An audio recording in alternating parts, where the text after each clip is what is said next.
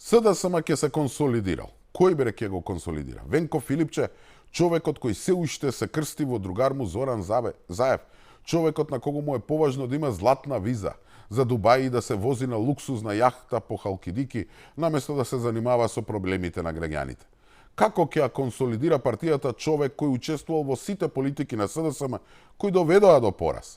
Човек кој сега не признава дека е целосно поразен и кој вели дека и по овој дебакл немало да си даде оставка, ќе продолжи со консолидација.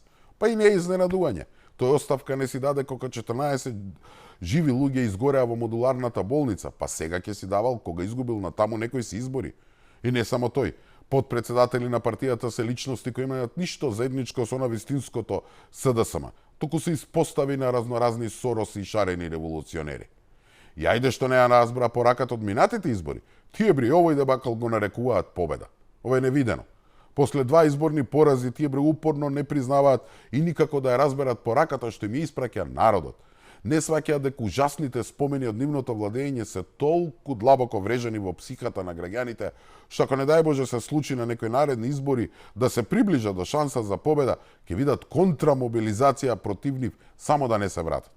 И да бидам искрен, нич не ми е гајле. Нека продолжат вака да тераат, нека ги снема. Но морам да признам дека ако не се опорават, тоа не е добро за македонската демократија. Не е добро во една демократска земја да нема силна опозиција која би функционирала како коректив на власт. Но не ваква опозиција.